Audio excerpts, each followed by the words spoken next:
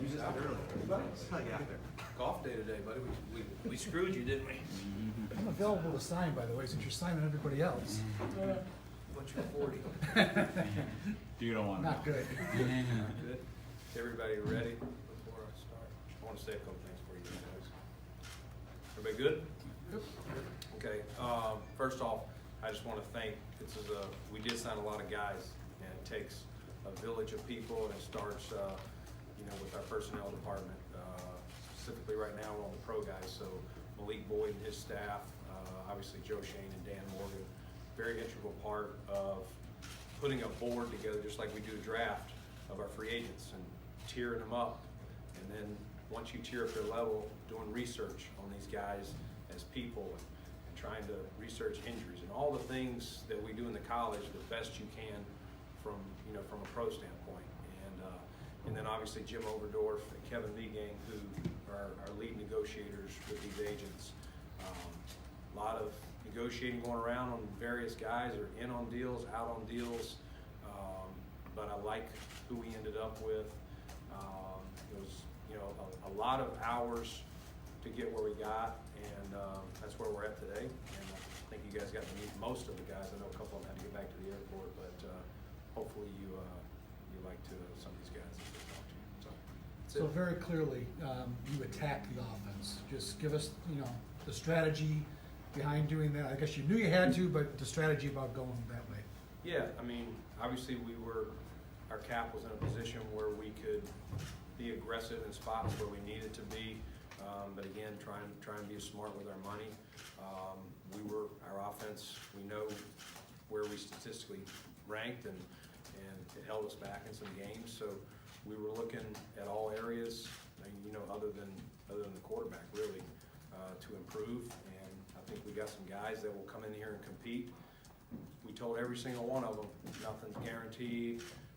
We looked on the O-line for guys that had position flex with experience. Some guys have started a lot of games. Some guys have been backups that have come in and played, and we thought played well and fit our style. And it'll be fun to roll this O-line. I know we've really probably turned that one over the most. It'll be fun with the new coaches and these new players to see these guys as they get going this spring. We could go through every one. I guess we will go to every one of these, so it's going to take a while. Morse, what did you like most about him? And obviously you made a big commitment to him. Yeah, Mitch is a very good player. That's the first thing when you just turn on the film. He's big. He's stout. He was playing left tackle when he came out of college. I remember interviewing him at the combine, and he was very smart then. And you see him communicating. You see his leadership.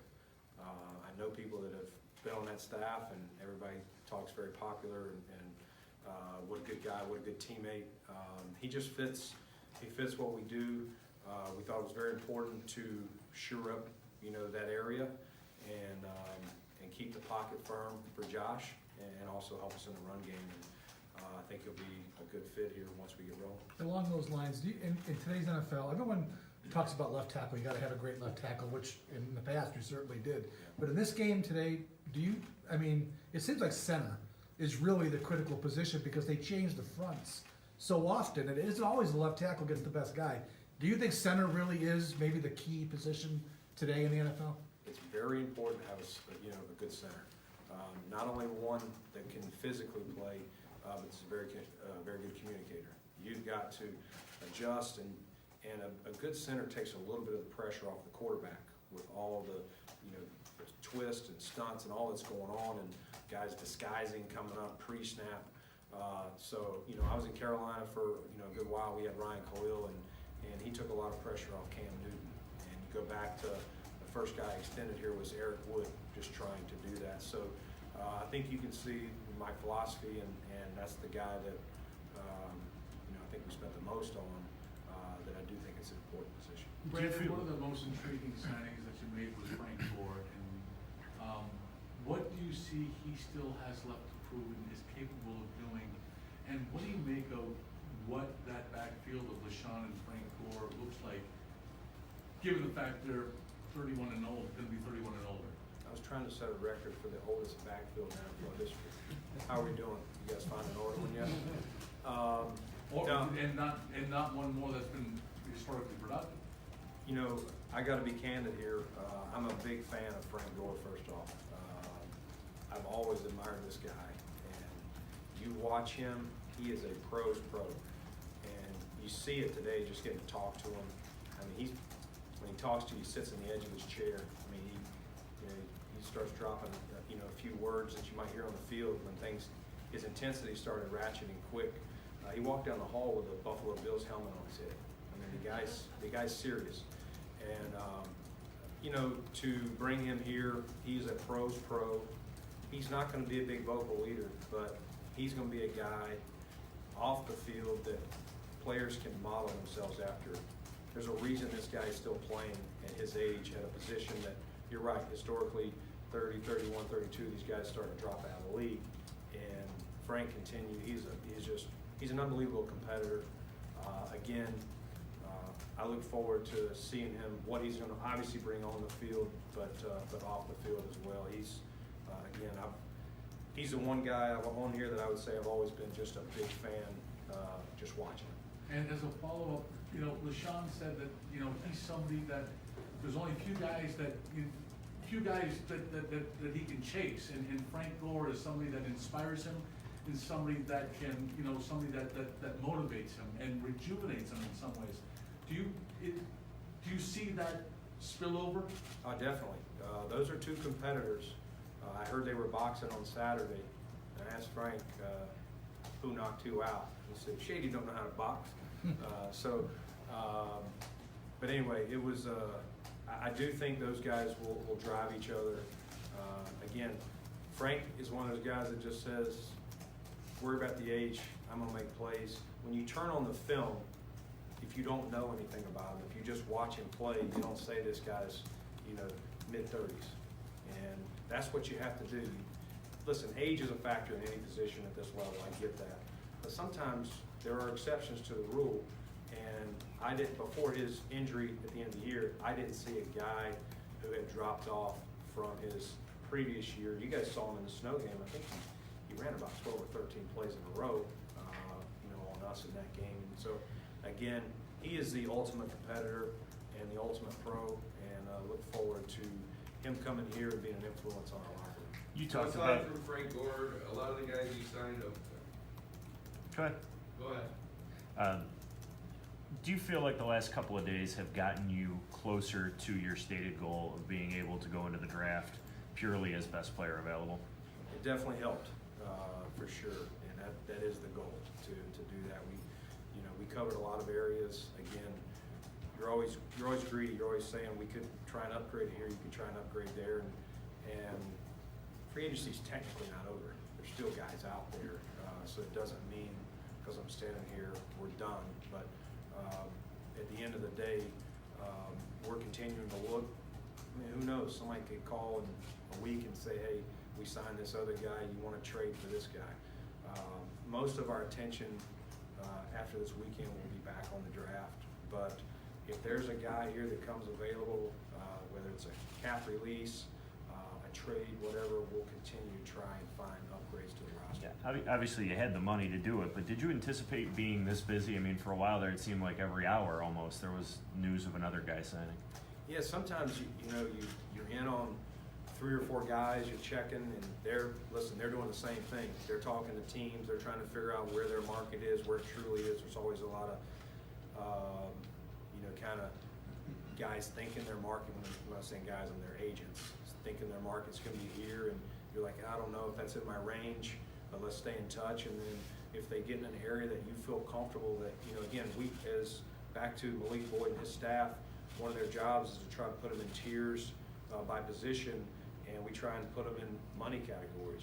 We think this guy is somewhere in the 6 to 8, 6 on the low, if you're fortunate, 8, maybe 8.5, and just try and find where you're going to get comfortable. Where do you start getting uncomfortable if his price continues to rise? And there were guys that we were looking and talking to that their price tag was getting to where we just didn't feel that was a value sign. So Brandon, just to clarify, while you're open to taking advantage of an opportunity here moving forward in free agency if it presents itself? Do you feel at this point you've checked maybe most of the boxes that you had lined up going into free agency? You know, I feel we did address a lot of them. I really do. I don't want to say we're good at every position and we can roll the ball out and go, but I feel a lot better than I felt a week ago going in this, because you don't know how it's going to go. And again, we put targets on guys all over the board, from the very high end to middle end to lower end. And again, we also considered who these guys were as people and pros, and how they would fit in our locker room. All these guys seem to have said that they've already talked or texted with Josh. Have you had any conversation with Josh? Because he called and said thanks, or He sent me one text. It was a GIF. It was good. It was a humorous GIF. can you explain what the GIF was? I don't want to do that, but it was good. It was good. It was clean. It was clean. He was appreciative of the moves we were making on that side of the ball, and I think it was shortly after. We got those receivers. It just worked out where we got them. They weren't far apart. I don't remember. We literally were on the phone. Jim Overdorf was on the phone with one, and I was in his office, and Kevin was trying to close the other one, and I really didn't want him closing before the other one, just to try and not to sway somebody else from, well, you just signed one, go somewhere, because they're truly different types of receivers. Why, since you did those, well, why don't we get into those two receivers? So, Beasley, just what do you think? What do you want to say about what you like about him best, and the need to get a true? Do you consider him a upper left tier slot receiver? Yeah. When you turn on the film on Cole, you see a guy that is quicker than fast, gets off the line, and he does a great job with his routes of not selling them. He doesn't give away to the defender which way he's going, and he gets on those little option routes, and he had, of all the receivers, the quickest, immediate, out of the cut separation. His separation quicks were higher than any of the receivers that we did. And we just felt like he was a dependable guy. Third down, you saw Dak going to him a lot on what I call the money downs. And that's a quarterback's best friend, is a guy that if the route is supposed to be 6 yards and option in or option out, sometimes receivers, some guys aren't as technically sound. They're going to run it at 7, 8, or they're going to run it at 4. The guy's pressing them, and they're nervous that the quarterback's not going to see them, so they cut it short, and it's 3rd and 5, and they run it 4 yards. You don't see Cole Beasley doing that, and that is, again, a quarterback's best friend, because he knows if the guy's supposed to go 5 yards, I can trust that he's going to be there when I plant my back foot and hit it. So. I would say he's a very dependable slot. He's a proven pro, and he's a veteran. I think he'll add a veteran presence to that room. And then John Brown. John is a guy that I think I assume.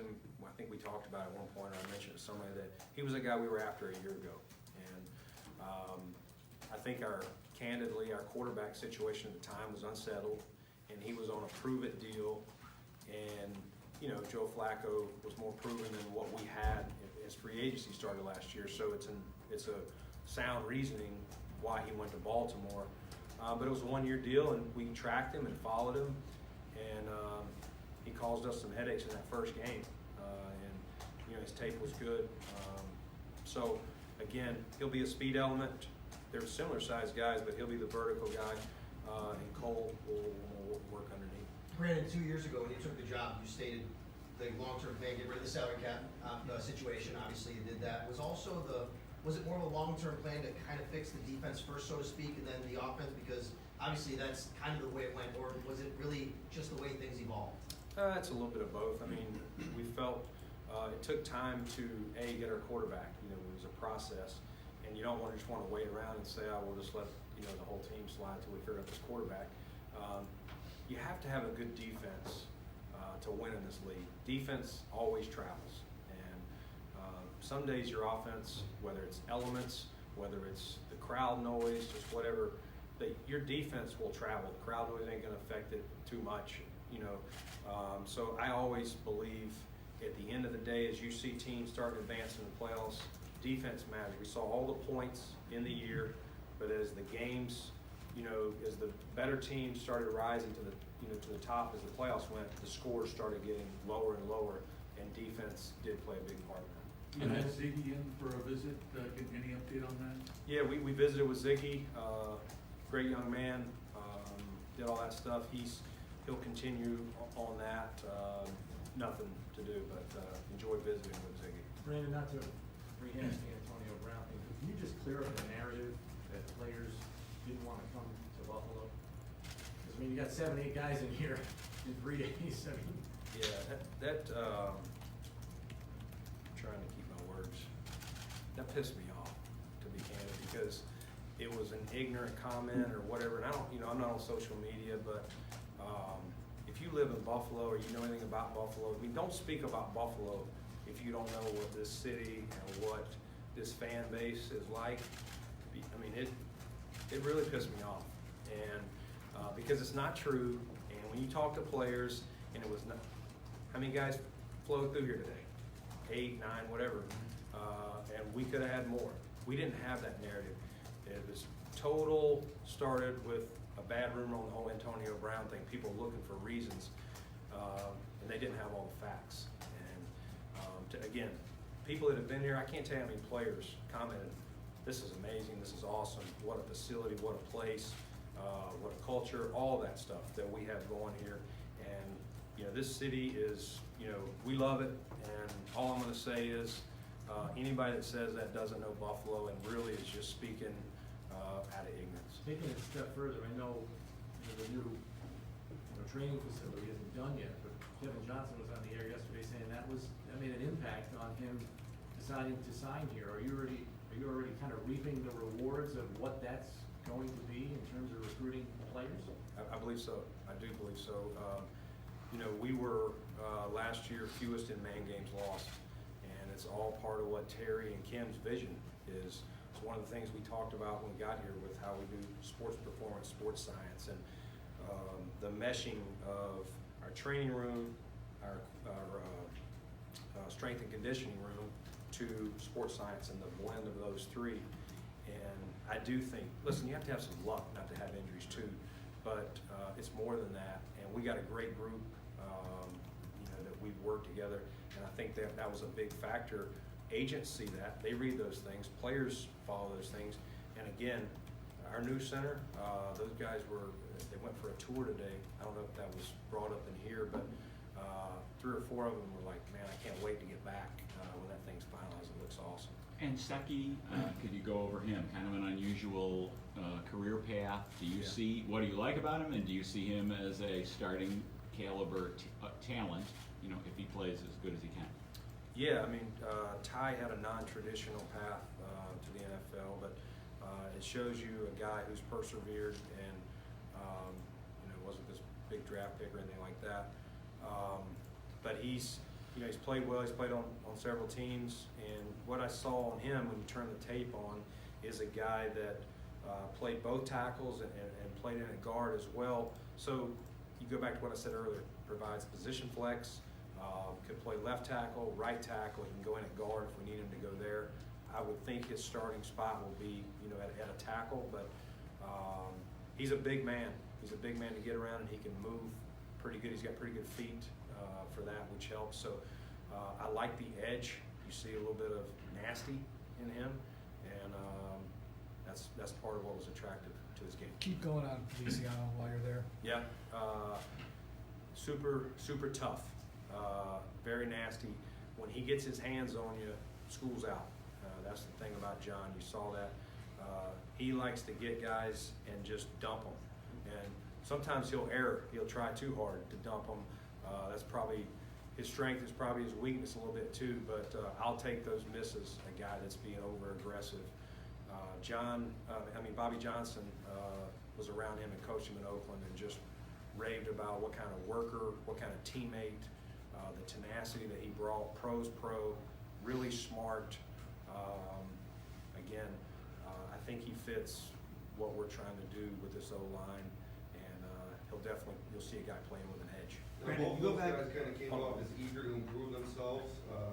How important is that to you guys to continue to build that culture? Because guys who are just eager to come in here and chomping at the bit to kind of reach their full potential. Yeah, I mean, I said it earlier, compete is the word that we love, and we don't like to dole out. You get to walk in day one at certain positions, and these guys have been competing for this opportunity, and what I sensed was guys that were grateful for the chance to come in here and fight legitimately for a starting role. So that's what we want. We want guys that are hungry to prove that maybe they've been overlooked for various reasons, and that they're going to come in here and show that they deserve to win a starting position.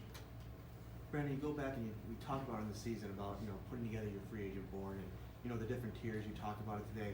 Where was Mitch on that? And additionally, looking back now, when the whole process, how satisfied are you with where you started and where you're now ending on that? Yeah, I mean, Mitch was, you can tell by the way we paid him, he was high up there, and we thought a position of need. And again, we were excited to add him. To add a guy of his talent, sometimes you got to pay the premium to do that because you are. It's free agency, and we were willing in several areas to stretch, our means to make sure we secured that player, and that's what we did with Mitch. Brandon, the way these deals were structured to take advantage of the cap space that you had now versus the ensuring that you had flexibility down the road. How important was that for you? How did that process go? Yeah, I mean, we definitely are trying to structure it so that we're not having to do crazy cap moves and things like that. Not to say you never get there, but you try and stay as flexible as you can because it gives you more power and more leverage. I'll give you an example. If we're up against a team who is this close to the cap, now they got to make moves, they got to do things that are not easy. We don't have to do that. If there's a chance to trade for a player with a high number, we can still be aggressive. And if we know it's down to us and another team, that gives us some leverage. And as long as I'm doing it, I'd love to keep that. I can't say we'll always be that way, but I believe it's helpful when you can stay cap strong. Brandon, to piggyback on that, just was there some of that involved? I mean, not cap space and flexibility and keeping your salary cap in perspective. Did that factor into the Antonio Brown discussions as well? Eventually, without getting into what went and what happened when? Yeah, I mean, we just again, he's a talented player, and we did look into him. We're always going to look for talented players if they're out there and find out, a situation like that. Obviously, it was a marriage that had gone bad, and so we were looking into it. And at the end of the day, it was very positive all around. We just decided to withdraw. Brandon, every player who came up here recently talked about how they know how you and Sean treat players and the organization treats players. Guys in other cities know that. How is that? How does word spread about that? Why is that important to you too, to make sure that guys know that you come here and this is the way it is? Yeah, I mean, I think if you, at the end of the day, if you treat people right, it is a business. And we got into this discussion with one of the players who had his wife here. This is a tough business. Sometimes you have to make difficult decisions. But I have found, in the long run, if you treat people with respect and you shoot them straight, even if it's an answer they don't, or something they don't want, being released, being traded, eventually, if you treat people right, word will get around that you do care about them. Because I've talked to many players who come in here and, maybe the GM didn't even tell them they were cut. Somebody else told them they were released, or they wouldn't give them, a coach wouldn't talk to them on the way out.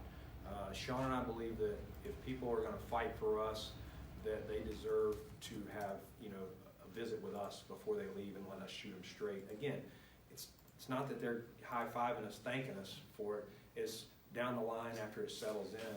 I've found that players, when you see them again, hey, listen, I was pissed when you let me go, but I really appreciate, how you treated me. Do you think that's a reason why John Brown comes back here after last year? You guys, you leave on good terms. Hey, go, good luck, and you treated him well enough that he felt comfortable coming back. Yeah, I mean, you'd have to ask John that, but, I hope, I think in time, the longer you do it, as long as you continue to treat people the right way and don't get full of yourself or don't change, that over time, the more people come through here, players, coaches, staff, If they left for another reason, good or bad, at least they can say, you know, Sean and Brandon really respect you, and the people in that building are very respectful, and it's a great place to raise a family and play football. Can you just sort of maybe ballpark where you're at with the cap right now in terms of what you're under, and is that enough to kind of make sure you can do whatever you really want to do? Yeah. Going forward? We're still well under. I mean, we have the draft picks, but we're high 30s or low 40s, somewhere in there. We'll tally it up, this week once we get done. We got, again, we still have plenty of room to maneuver should the opportunity be there for, a marquee player that becomes available, trade or